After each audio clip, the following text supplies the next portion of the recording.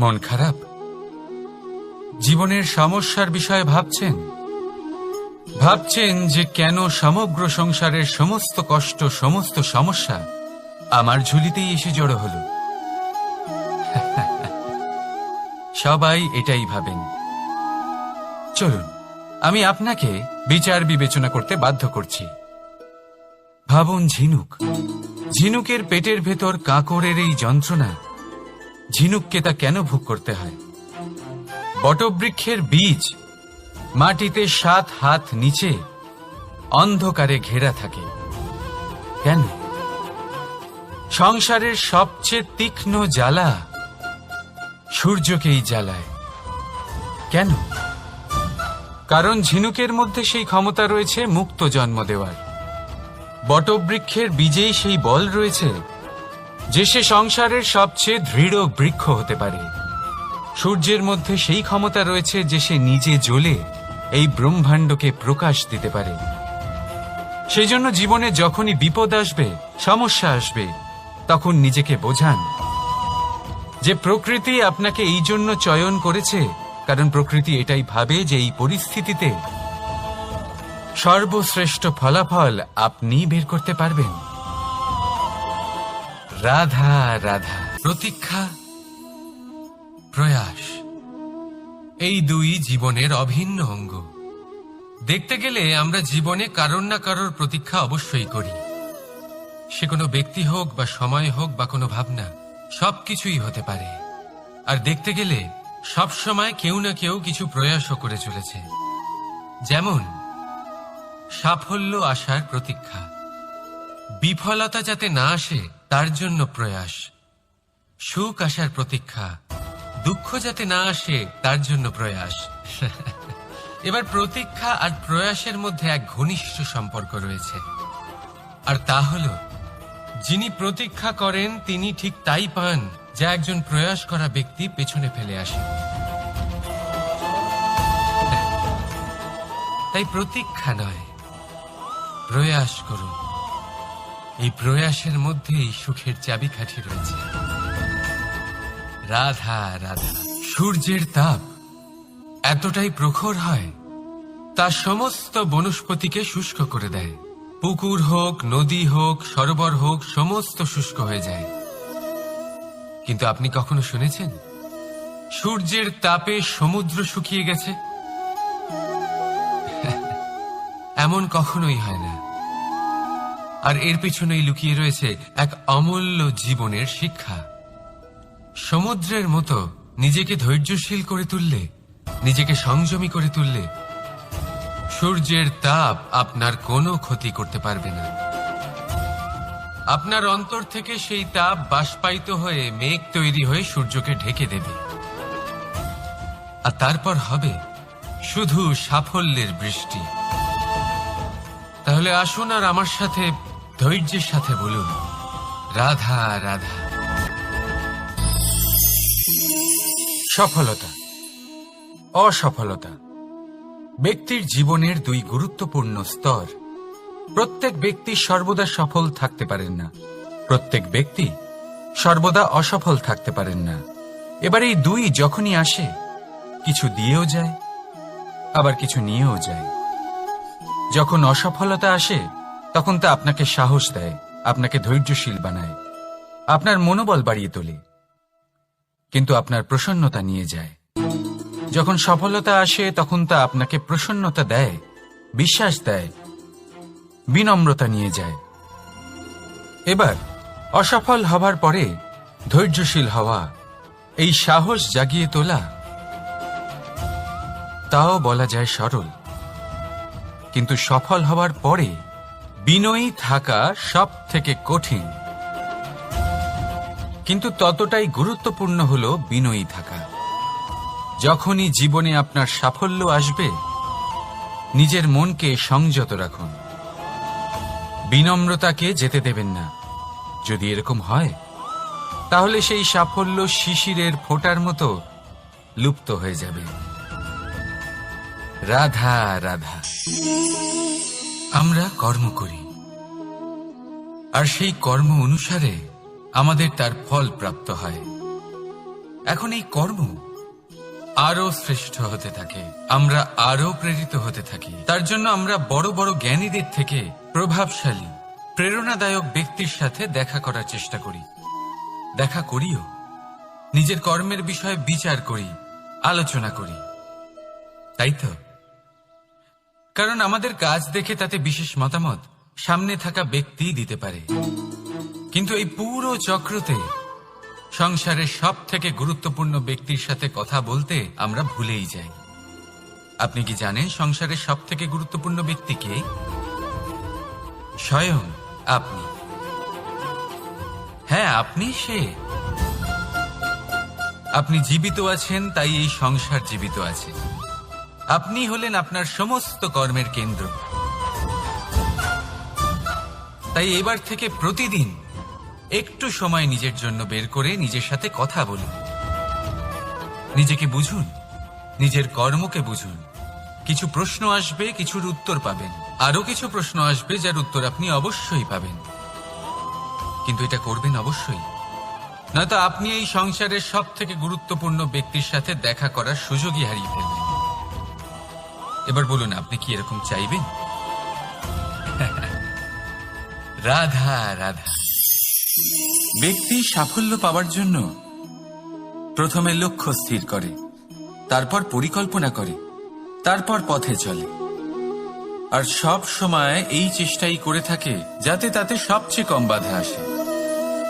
এই পথে কোথাও কোনো চড়াই না আসে, কোনো উতরাই না আসে, কোনো খাদ না আসে, আর এখানেই সবচেয়ে বড় ভুল করে ফেলে। কিভাবে? ভাবুন, এক সোজা সরল পথ আপনাকে কোথায় নিয়ে যাবে? এক সরল সাধারণ স্থানে। সেখানে তো যে কেউ পৌঁছতে পারে, তাতে বিশেষত্ব কি আছে? ভাবুন, যদি আপনার পথে বাধা থাকে, বিঘ্ন থাকে, বিপত্তি থাকে এবং তার ওপর এক শিখরও থাকে যা আপনার জন্য অপেক্ষা করছে। সাফল্যের সেই শিখর যেখানে কেউ সহজে পৌঁছতে পারে না, যা হলো বিশেষ। তাই নিজের জীবনে যখনই সমস্যা আসবে তাকে ভয় পাবেন না, মুখে হাসি নিয়ে তাকে স্বাগত জানান। আর সাবধানে থাকবেন, যদি আপনার পথে কোনো বাধাই না আসে, তাহলে এর দুটোই অর্থ হয়। হয় আপনি নিজের লক্ষ্য সঠিক বেছে নেননি, নয় আপনি রাস্তা সঠিক বেছে নেননি। রাধা রাধা। মানুষের সবসময় এই ইচ্ছেই থাকে যে সে পরিপূর্ণ হবে, তাই সবসময় চেষ্টা করতে থাকে, কর্ম করতে থাকে, যেন তার জীবনে কোনো ত্রুটি না থাকে, কোনো দোষ না থাকে, কোনো ভুল না থাকে। কিন্তু যখন মানুষ এটা করতে থাকে, নিজের সম্পূর্ণ মনোযোগ তাতেই কেন্দ্রীভূত করে, তখন তার বিকাশ আস্তে আস্তে থেমে যেতে থাকে। কিভাবে? আপনি বলবেন, এতে ভুল কি আছে? এ তো বেশ ভালোই মনে হচ্ছে। দেখুন, এই ত্রুটি, এই ভুল, এই দোষ আপনি যাই করে নিন, আপনার জীবনে থাকবেই থাকবে। এবার আমার কথা শুনুন, এইগুলোই পরবর্তীকালে আপনাকে জীবনে শুধরোতে বাধ্য করবে। এক নির্দিষ্ট মাপকাঠি নিয়ে জীবনে এগোনো ঠিক মনে হতেই পারে, কিন্তু তা শুধুমাত্র যন্ত্রের জন্ম দেয়, না মানবিকতাকে, না মানুষকে। তাই মনে রাখবেন, যদি আপনি নিজের জীবনের দরজা প্রত্যেক ভুলের জন্য, প্রত্যেক দোষের জন্য বন্ধ রাখেন, তাহলে জেনে রাখবেন সমস্ত সত্য সেই বাইরেই থেকে যাবে। এই ভুল, এই দোষ, এই ত্রুটি হলো সেই যা আপনাকে জীবনের বিষয়ে, প্রয়াসের বিষয়ে, কর্মের সত্যির বিষয়ে জানতে সাহায্য করবে। এই ত্রুটিগুলিকে আপন করতে শিখুন, আর আমার সাথে ভালোবেসে বলুন, রাধা রাধা। ছল, কপট, এই শব্দগুলির সাথে সংসারের কোন ব্যক্তি পরিচিত নন? সবাই জানেন এই শব্দগুলি কি আর এর অর্থ কি। সবাই জানেন বিশ্বাসঘাতকতা কি, সবাই অনুভব করেছেন। কিন্তু আপনি কি কখনো এটা ভেবেছেন এরকম কেন হয়? এর কারণ কি? এর কারণ হলো আশা। যদি আপনি কোনো গুহায় যান আর আপনি আশা করেন যে সেখানে অন্ধকার হবে না, তাহলে তো আপনি আঘাত পাবেন। যদি আপনি সাগরে যান আর এটা আশা করেন যে আমি ভিজব না, তাহলে তাতে সাগরের তো কোনো দোষই নেই। এখানে দোষ হলো আপনার আশা। একটা গুরুত্বপূর্ণ কথা মনে রাখবেন, মানুষ মানুষের সাথে ছলনা করে না, মানুষের সাথে ছলনা করে তার আশাগুলি, যা তিনি অনুচিত ব্যক্তির থেকে করেন। সেই জন্য জীবনে কখনো কোনো আশা করার পূর্বে অবলম্বনের মূল অর্থ বুঝুন। জানুন তিনি আপনাকে সঙ্গ দেওয়ার আদৌ যোগ্য কিনা। না ভাঙবে আশা, না ভাঙবে বিশ্বাস। রাধা রাধা। আমরা জীবনে বাঁচার জন্য কিছু না কিছু করতে থাকি। কিছু কাজ আমরা করে থাকি আর্থিক স্বাচ্ছল্যতার জন্য, কিছু কাজ আমরা করে থাকি এই মনকে প্রসন্ন করার জন্য। কিন্তু আমাদের মধ্যে বেশিরভাগ মানুষ এই ভেবে ভেবে চিন্তার মধ্যে থাকেন যে কোনো কাজ আমরা যা ভেবেছি সেটা সেভাবে ঠিক হলো না, বা এই কাজ সম্পূর্ণ হলো না, বা কাজের পরিমাণ দেখে দুশ্চিন্তা করতে থাকেন। এবার এই যে দুশ্চিন্তা, এটা দুঃখকে আহ্বান করে, আর দুঃখ প্রতি মুহূর্তে আমাদের মেরে ফেলে। তাহলে ভাবুন, এ কি সত্যি? কাজের পরিমাণ কি আমাদের সত্যি সত্যি মেরে ফেলতে থাকে? কখনোই নয়। বুঝুন একটা গুরুত্বপূর্ণ কথা, আজ পর্যন্ত এই সংসারে যত মহাপুরুষ এসছেন, ওনাদের কাছেও ততটাই সময় ছিল যতটা আজ আপনার কাছে আছে, তত ঘন্টাই ছিল, তত মুহূর্তই ছিল। পার্থক্য শুধু এটাই, ওনারা চিন্তা করে সময় নষ্ট করেননি, তারা পরিকল্পনা করেছেন, তাকে কার্যকর করেছেন, আর জীবনে মহান থেকে মহানতর কাজ করেছেন, যার জন্য আজও আমরা ওই মহাপুরুষদের স্মরণ করে থাকি। একটা গুরুত্বপূর্ণ কথা মনে রাখবেন, কাজের পরিমাণ কখনো আমাদের মেরে ফেলে না, কাজের দুশ্চিন্তা আমাদের মেরে ফেলে। তাই এই চিন্তাকে কোথাও ত্যাগ করুন আর নিরন্তর চেষ্টা করতে থাকুন, পরিকল্পনা করতে থাকুন এবং জীবনে সামনে এগোতে থাকুন। আনন্দই আনন্দ পাবেন। তাহলে একটু আনন্দ বের করে আমার সাথে বলুন, রাধা রাধা। ক্ষমা। 2 অক্ষরের এই শব্দ বলতে, শুনতে, লিখতে গেলে কত সোজা মনে হয়, কিন্তু একে কার্যকরী করা ততটাই কঠিন। সত্যি কথা বলতে কি, এটা শক্তিশালীদের কাজ, দুর্বলের নয়। ক্ষমা চাইবার জন্য আপনাকে আপনার দম্ভ ত্যাগ করে বিনম্রতার ধরাতলে আসতেই হবে, আর ক্ষমা করার জন্য ততটাই ঔদার্যের প্রয়োজন হয়ে থাকে। এবার ভাবুন সিংহ, কারণ আপনার কাছে সেই শক্তি আছে যা হলো অত্যন্ত মহান। রাধা রাধা। এই সংসারের অন্তের, এর বিনাশের প্রারম্ভ কিভাবে হয়? কোন যোগের মাধ্যমে? কোন ভয়ানক অসুরের আগমনে? নাকি প্রকৃতির রাগের কারণে? না, এই সংসারের বিনাশের প্রারম্ভ হয় আমি থেকে। এই আমি, এই তুমি, এটা আমি করেছি, ওটা তুমি করেছো, এটা আমার, ওটা তোমার, আদি ইত্যাদি। এই ভাব যখন মনে বাসা বেঁধে নেয়, সর্বপ্রথম ঘর ভাগ হয়, তারপর বসতি, তারপর প্রাণ, আর তারপর দেশ, আর সবার শেষে সমস্ত সংসার ভাগ হয়ে যায়। আর এই ভাগ হয়ে যাওয়া শেষে মনোমালিন্যে পরিণত হয়। এখন এমত অবস্থায় কি করা যেতে পারে? কিভাবে বাঁচা যায় এই পরিস্থিতির থেকে? কিভাবে দূরে থাকা যায় এই বিনাশের থেকে? উত্তর সেই একটাই, করুণা। একে অপরের দরকারগুলি বুঝুন, একে অপরের সমস্যাগুলি বুঝুন, একে অপরের দুঃখের সাথী হয়ে দাঁড়ান, একে অপরের সুখের ভাগিদার হন।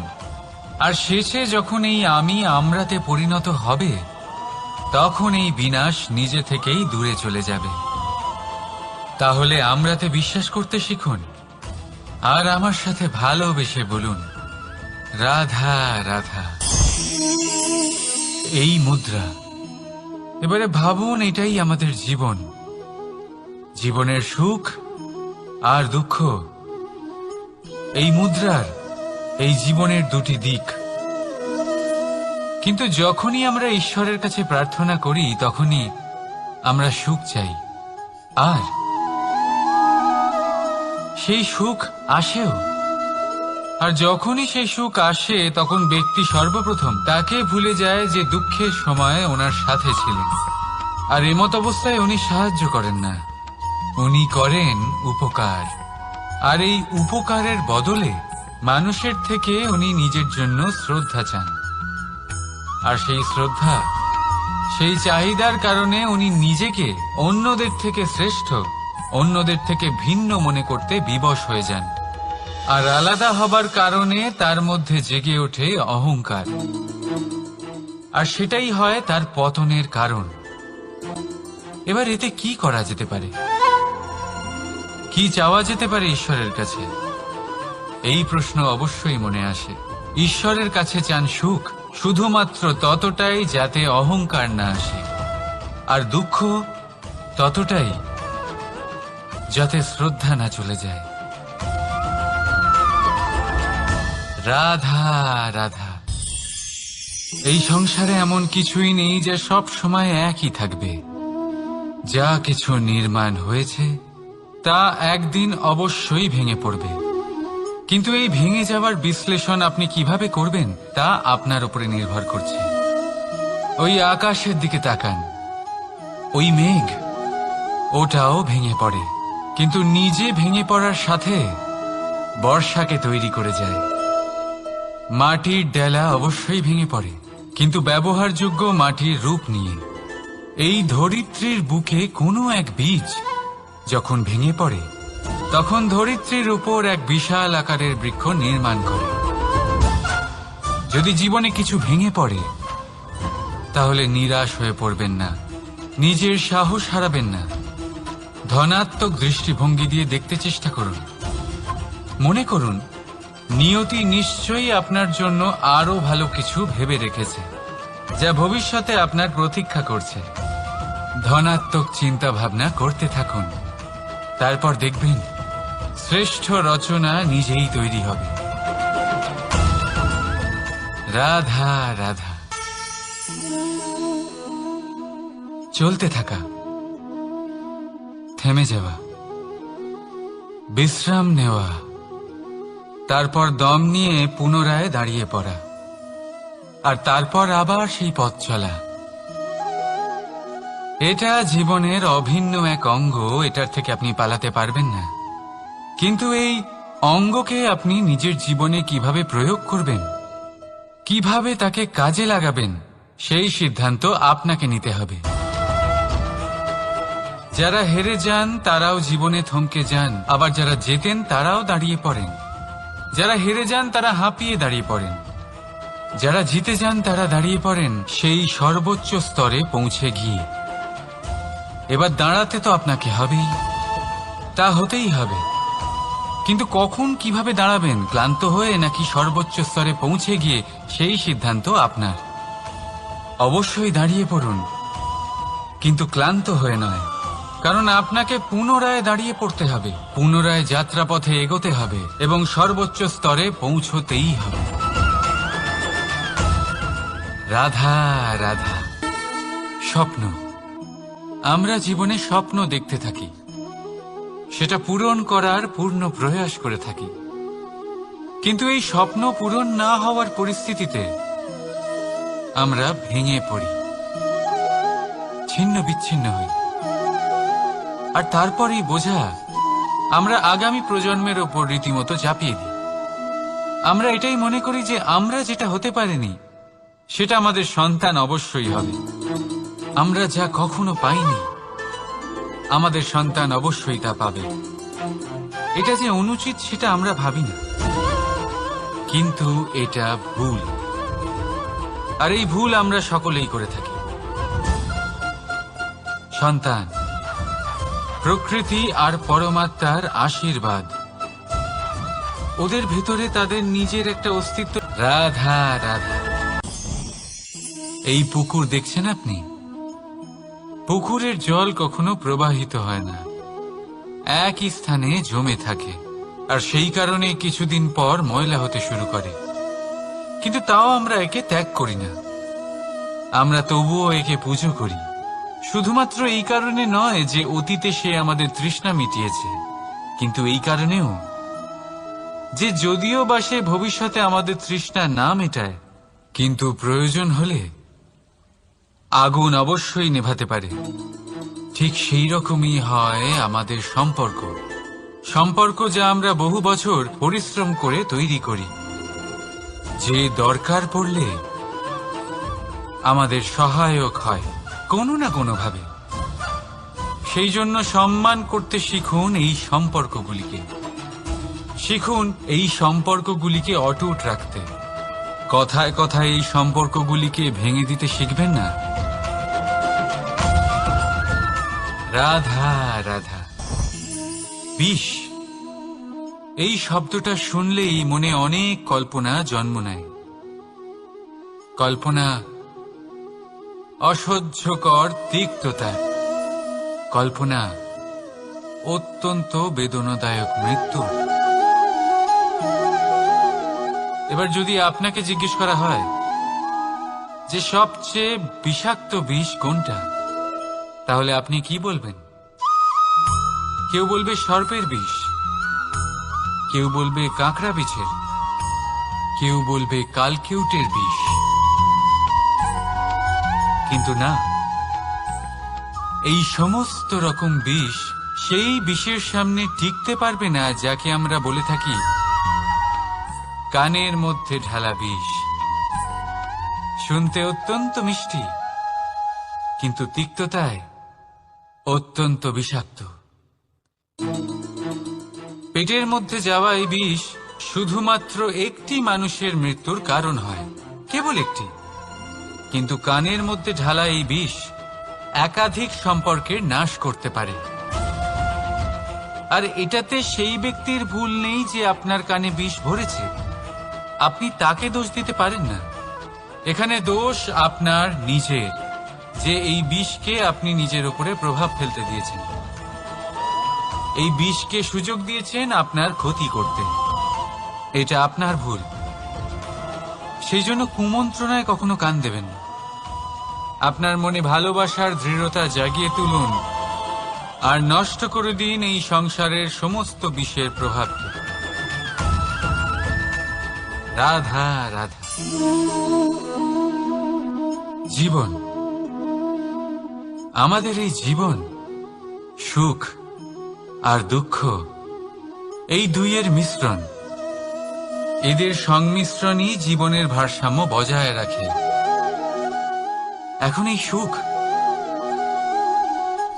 সুখ এমন এক বস্তু যাকে সবাই খুঁজে চলেছে। দুঃখ এমন এক অনুভূতি যা সবার কাছে আছে।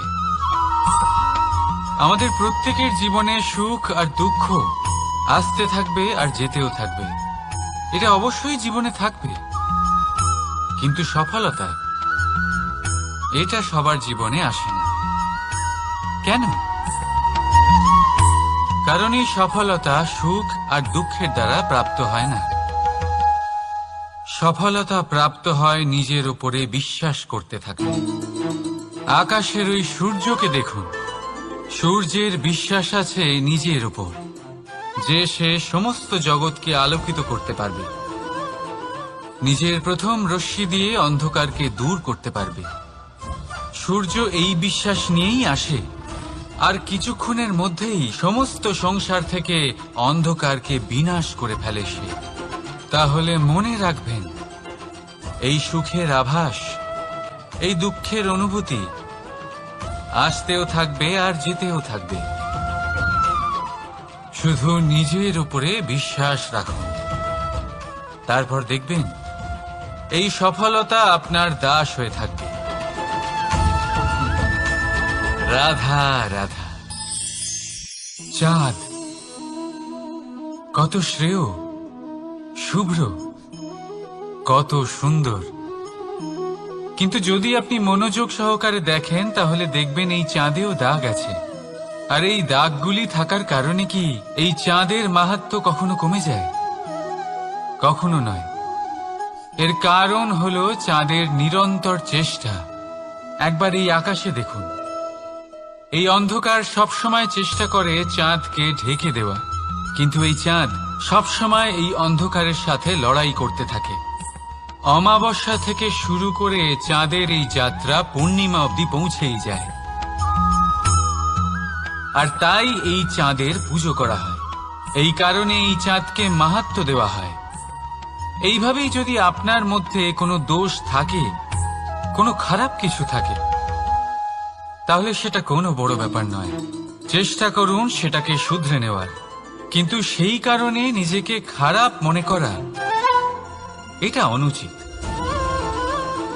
নিজের ভুলগুলো, নিজের দোষগুলো, নিজের খারাপ দিকের কথা ভুলে আপনি এই সংসারের ভালোর দিকে প্রস্থান করেই দেখুন না। আপনি দেখবেন আপনার অন্তরের তেজ ঠিকরে বেরোচ্ছে।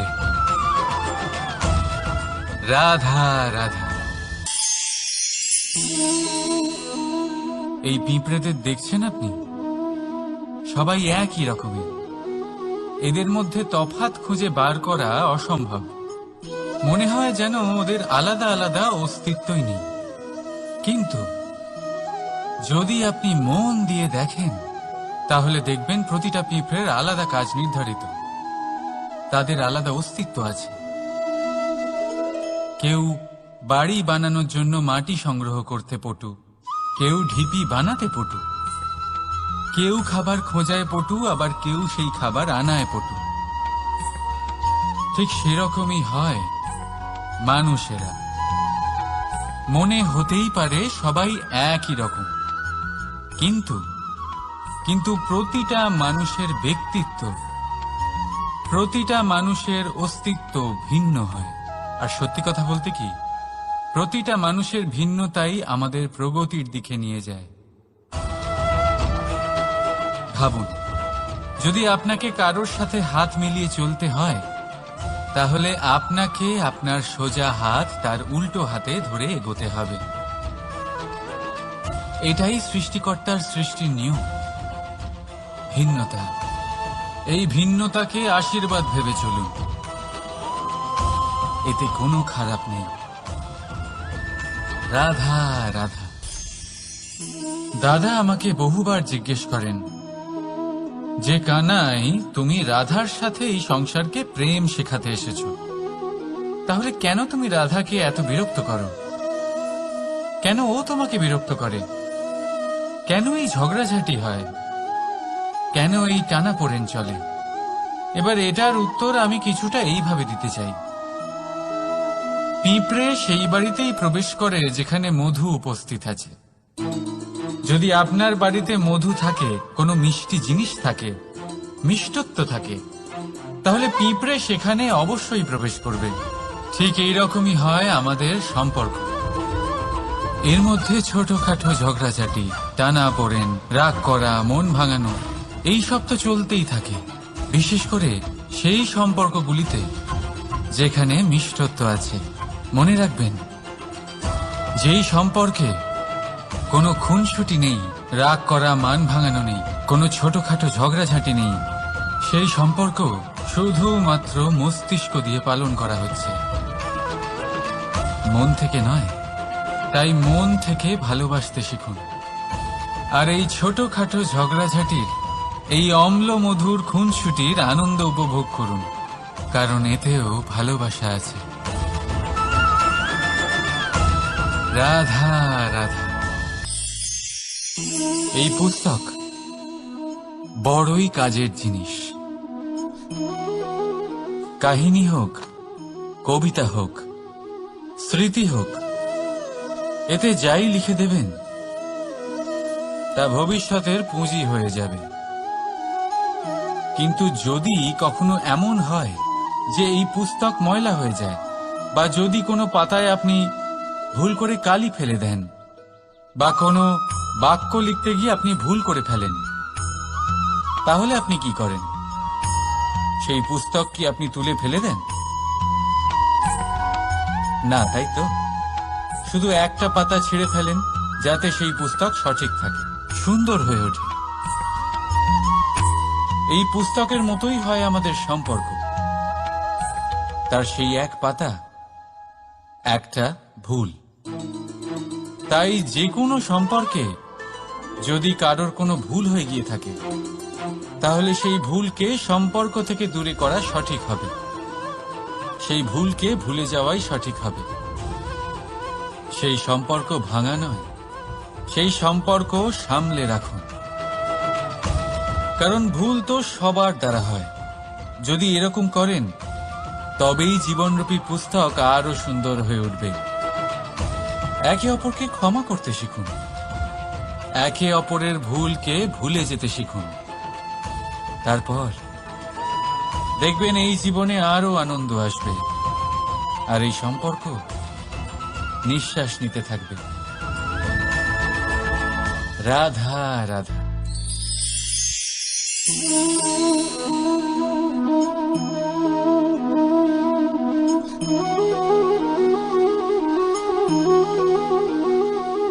আমার এই ছায়া দেখতে পাচ্ছেন আপনি? প্রকাশের স্রোত যখন মধুর আর দূরে থাকে, তখন এই ছায়া লম্বা হয়ে যায়। কিন্তু যেই প্রকাশের স্রোত মাথার উপরে চলে আসে, এই ছায়ার আকার ক্রমশ ছোট হতে থাকে, আর অন্ধকারে তো এই ছায়া বিলুপ্ত হয়ে যায়।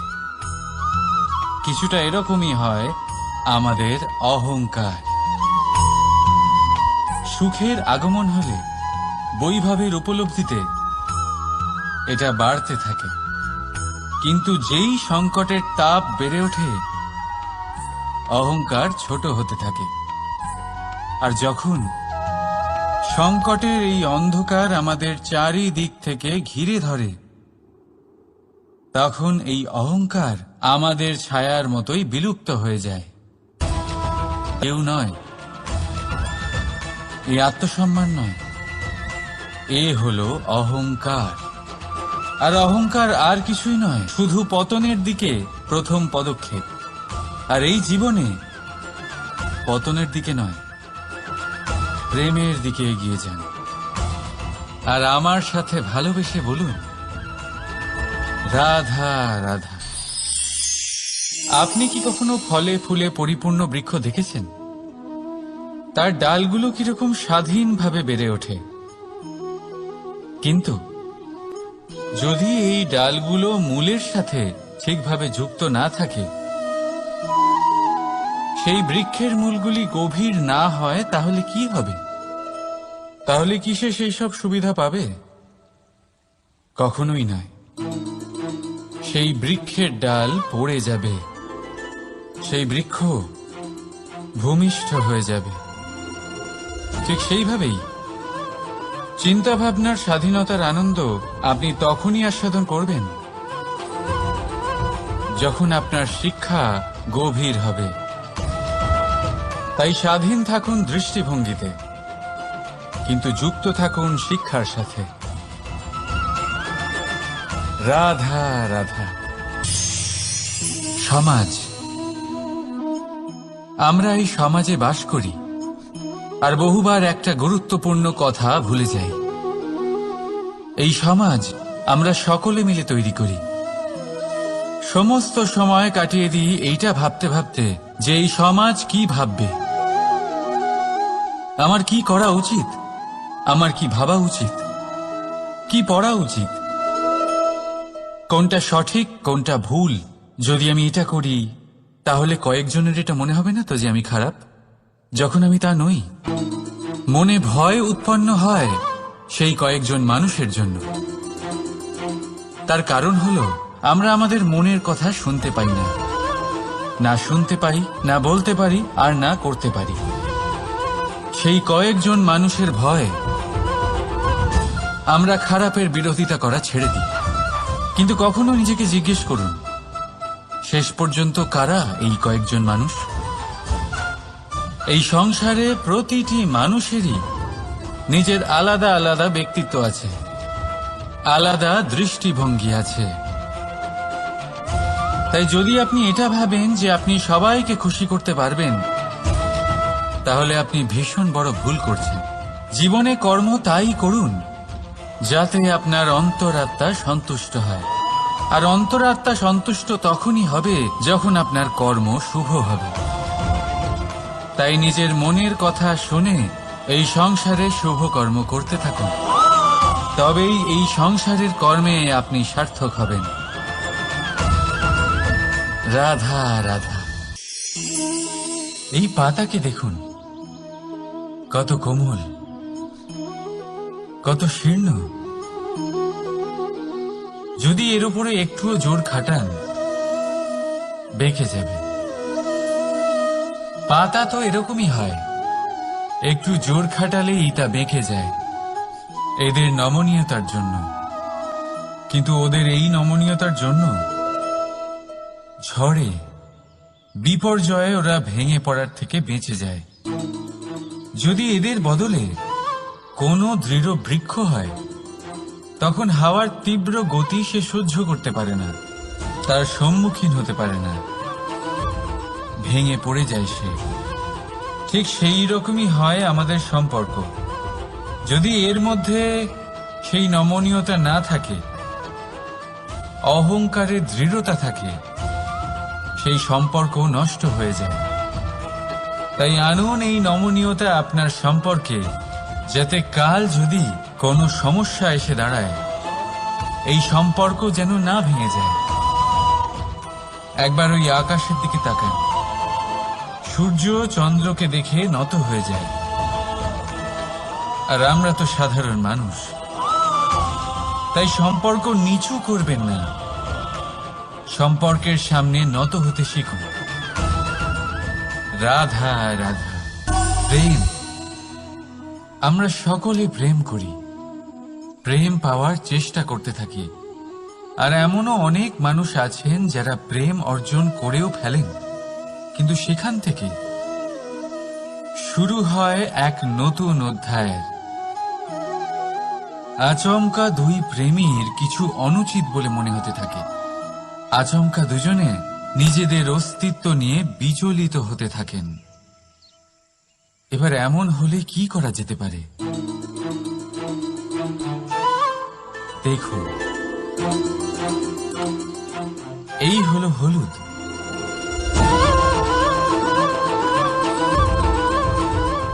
আর এই হলো চুন।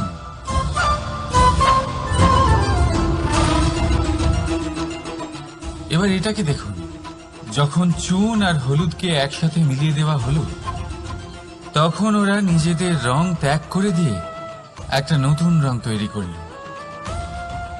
প্রেমের রঙও কিছুটা এইভাবে অর্জন করা হয়। এখানে কোনো আমি থাকে না, শুধু আমরা হয়, শুধু একাত্ম হয়। সেই জন্য ত্যাগ করুন নিজের অস্তিত্বকে, আর মনের উত্তেজনাকে আলিঙ্গন করুন। তারপর দেখুন আপনার এই প্রেম আপনাকে কোথায় কোথায় নিয়ে যায়। রাধা রাধা।